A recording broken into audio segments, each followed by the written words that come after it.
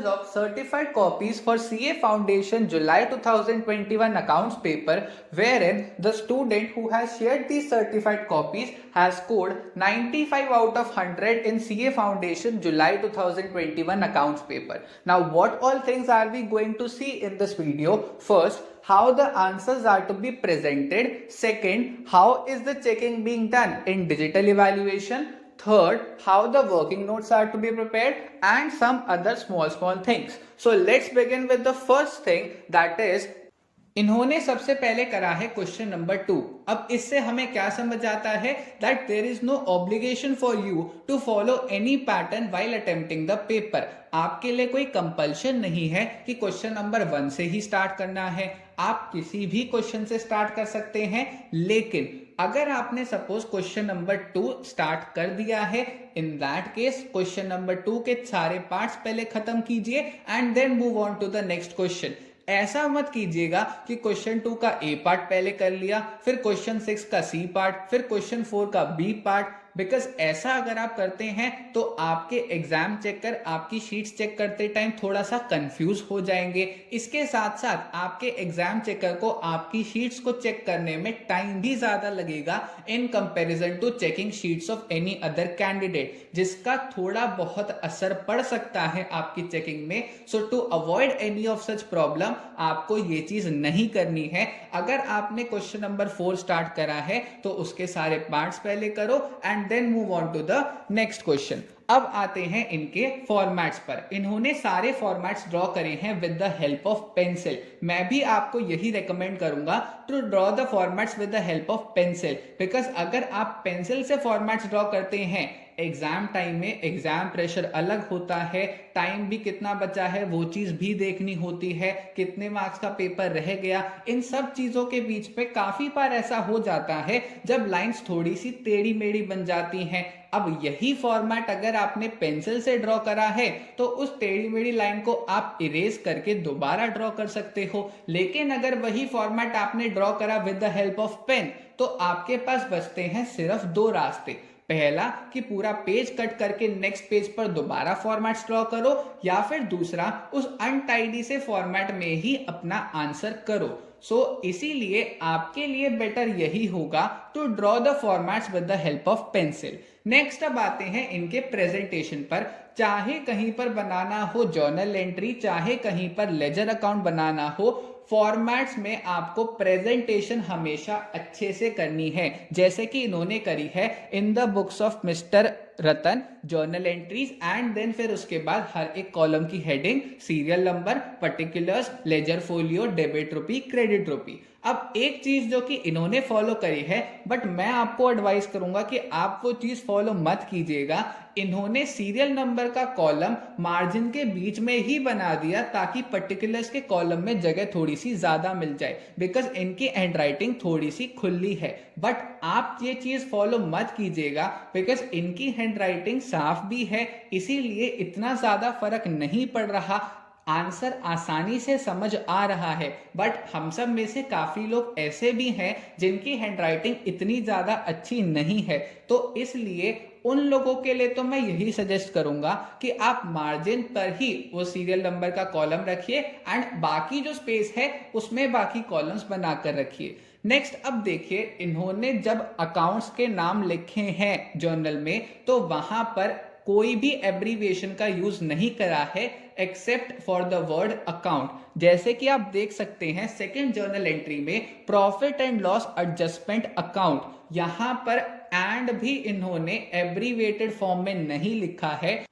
And the same goes for the word adjustment, वहां पर भी इन्होंने एब्रीविएशन का यूज नहीं करा है। अब आते हैं नरेशन की तरफ। नरेशन हमेशा लिखनी है जर्नल एंट्रीज में and it should always be to the point. 5-6 words में खत्म कर दो नरेशन, लेकिन टू द पॉइंट ही होनी चाहिए, जैसा कि इन्होंने भी फॉलो करा है। नेक्स्ट चीज, एक ऐसी चीज जो कि ये फॉलो करते हैं जो मैं भी अपनी प्रेजेंटेशन में फॉलो नहीं कर पाता था, एंड वो क्या है, जब भी कभी जर्नल एंट्री बनानी है एंड सपोज वो जर्नल 3 पेजेस में आ रही है, what I used to do is कि मैं कॉलम्स की हेडिंग सिर्फ फर्स्ट पेज पर लिखता था एंड बाकी पेजेस पर नहीं लिखता था। बट इन्होंने वो भी करा है which is really a commendable thing. Next चीज, इन्होंने हर एक जर्नल एंट्री के बाद 2 लाइंस छोड़ी है एंड बीच में एक मार्जिन ड्रॉ करा है। आप चाहें तो मार्जिन ड्रॉ कर सकते हैं, नहीं करनी तो कोई दिक्कत नहीं, लेकिन हाँ 2 जर्नल एंट्रीज के बीच में कम से कम 2 लाइंस का स्पेस जरूर छोड़ना है। ठीक है, ओके। नेक्स्ट फिर अब हम आते हैं स्टेप वाइज चेकिंग में। इनके स्टेप 1 में इन्हें 9 मार्क्स मिले, स्टेप 2 में इन्होंने शायद नहीं करा था इस वजह से 0 एंड ओवरऑल 2 के ए पार्ट में इन्हें 9 मार्क्स मिल गए। नेक्स्ट फिर इन्होंने वर्किंग नोट्स में 2 लेजर अकाउंट बना दिए, P&L adjustment account and suspense account. इसके बाद फिर क्वेश्चन नंबर 2 का बी पार्ट BRS का क्वेश्चन था। Proper heading, proper presentation follow करा है एंड हर एक पॉइंट के बाद एक एक लाइन छोड़ के रखी है ताकि आपकी प्रेजेंटेशन बिल्कुल अंडरस्टैंडेबल हो। आपके एग्जाम चेकर का 1 सेकंड भी वेस्ट नहीं होना चाहिए किसी भी पेज में ये चीज देखने के लिए कि भैया इस बंदे ने लिखा क्या है। एंड ये चीज इन्होंने बहुत अच्छे से फॉलो करी है which is really a great job and ये चीज आपको भी फॉलो करनी चाहिए। नेक्स्ट अब आप देख सकते हैं क्वेश्चन नंबर 2 के सी पार्ट में, जहां पर इनसे अगर कभी कोई छोटी मोटी गलती हो भी गई तो वो भी इन्होंने कट करी है with the help of pencil, because pencil से अगर आप कट करते हैं तो आपकी शीट इतना अनटाइडी नहीं लगती in comparison to when you do it with the help of pen. But ये सेम प्रैक्टिस इन्होंने आगे throughout the paper follow नहीं करी है बिकॉज ऑब्वियसली आपको टाइम फैक्टर को भी थोड़ा ध्यान देना है because you have only 180 minutes for the 100 marks paper. Now next thing आते हैं अब हम क्वेश्चन नंबर 3 के सी पार्ट पर, जहां पर 4-5 वर्किंग नोट्स जब बनाने थे तो उन सारे वर्किंग नोट्स का रेफरेंस देना बहुत जरूरी है मेन आंसर्स में, जैसा कि आपको अभी करेंटली आपकी स्क्रीन पर दिख भी सकता है, जहां पर इन्होंने क्रेडिट साइड सबसे पहले लिखा by good sent on consignment account, नीचे रेफरेंस दे दिया वर्किंग नोट 1 एंड फिर वर्किंग नोट 1 में वो कंप्यूटेशन करके दिखा दी।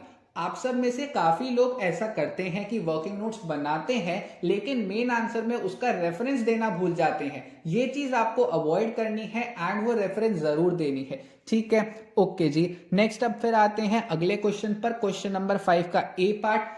आप देख सकते हैं क्वेश्चन अगर 4-5 लाइन पहले भी खत्म हो रहा है पेज के, still he is going to the next page for the next question. मैं भी आपको यही सजेस्ट करूंगा कि आपने यही चीज करनी है बिकॉज आपका क्वेश्चन का कोई भी पार्ट अगर 4 लाइन पहले खत्म होता है, 10 लाइन पहले खत्म होता है, 1 लाइन पहले खत्म होता है, ट्राई कीजिए कि नेक्स्ट पार्ट आप नेक्स्ट पेज से ही स्टार्ट करें। बिकॉज एक चीज याद रखो, चाहे आप एडिशनल शीट 5 ले लो चाहे कोई भी ना लो, ICAI ने एग्जाम फीस जो चार्ज करनी थी वो उन्होंने कर दी है। ऐसा नहीं है कि अगर आप 5 से ज्यादा एडिशनल शीट ले लोगे तो ICAI आपसे एक्स्ट्रा पैसे चार्ज कर लेगा एग्जाम फीस के नाम पे, ना ऐसा है कि अगर आप कोई भी एक्स्ट्रा शीट नहीं लोगे तो आपको कुछ रिफंड दे देगा एग्जाम फीस में ICAI।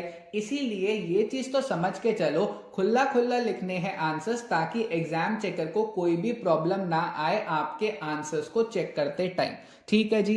नेक्स्ट फिर देखिए क्वेश्चन नंबर 5 के ए पार्ट के जब नोट्स बनाने थे, प्रॉपरली ड्राफ्ट करे हैं नोट्स, ऐसा नहीं कि जल्दबाजी में बस 2-3 लाइनें लिख दी फॉर्मेलिटी के लिए, प्रॉपरली वेल ड्राफ्टेड ताकि एग्जाम चेकर को कहीं भी पॉइंट ना मिले उनके मार्क्स काटने का। नेक्स्ट फिर क्वेश्चन नंबर 5 का बी पार्ट, क्वेश्चन नंबर 5 का सी पार्ट, देन उसके बाद फिर एग्जीक्यूटर अकाउंट जब बनाना है, हर एक जगह पर आप देख सकते हैं हर लेजर अकाउंट में बिल्कुल अच्छे से प्रेजेंटेशन कर रखी है, कहीं पर भी कोई कमी नहीं है प्रेजेंटेशन में या फिर फॉर्मेट्स में भी।